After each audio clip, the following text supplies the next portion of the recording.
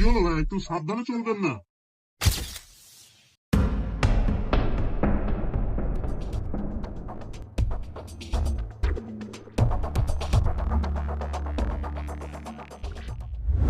Hello, excuse me. জি ভাই বলুন। আপনি কি এখানে কোনো পাস করে থাকতে দেখছেন? না তো ভাই, আমি তো এখানে কোনো পার্স পরে থাকতে দেখি নাই। কেন ভাই, কি হয়েছে? আসলে ভাই এই পথে যাওয়ার সময় আমি দুজনের সঙ্গে ধাক্কা খাই, তারপরে আমি টিকিট কাউন্টারে টিকিট কাটতে যেয়ে আমি পাসটা খুঁজে পাচ্ছি না।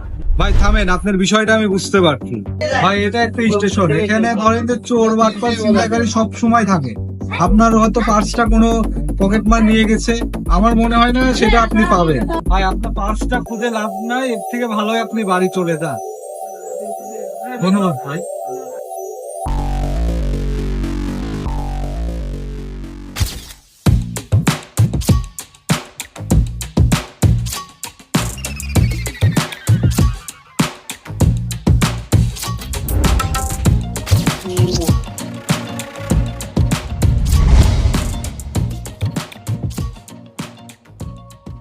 বস, হ্যাঁ বল। আজকে একটা পুরো বড় দান মারছি বস। গুনে দেখেন কত আছে। আরে পাগলা, গুনতে হবে না। তোকে অনেক ধন্যবাদ। ঠিক আছে বস, চল।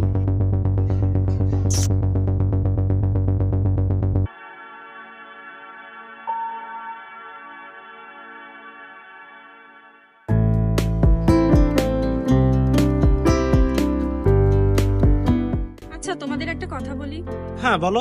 তোমরা যে এই মানুষের কাছ থেকে হুমকি দিয়ে মানুষের কাছ থেকে টাকা পয়সা নিয়ে নাও, এগুলো কি ঠিক বলো? না, এগুলো ঠিক না, কিন্তু এগুলো তো আমাদের পেশা। হ্যাঁ, বুঝতে পারছি এবার। হ্যাঁ বুঝলাম, তোমরা তোমাদের কাজ করো। যাক বস, আজকেও কিন্তু একটা বড় দাম মারতে হবে, ঠিক আছে? আরে ওই যে একটা মুরগি, যা ধর, আজকে রোস্ট হবে। আচ্ছা ঠিক আছে বস। হ্যাঁ চল। কই কই যাস চান্দু? ভাই আপনারা কারা?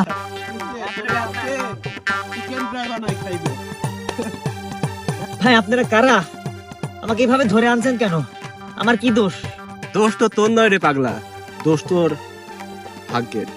এই তোর কাছে মাল বাড়ি সব বের কর। ভাই আমার কাছে কিছুই নাই। দিচ্ছি ভাই, দিচ্ছি দাম দাম দাম দাম। দিচ্ছি ভাই, দিচ্ছি ভাই, দিচ্ছি। তোমার পথে আয়।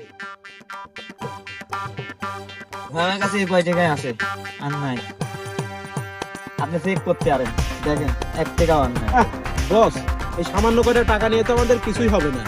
একটা কাজ করি, এর কাছ থেকে ফোনটা কিনে নি। এই তোর ফোন বের কর। ভাই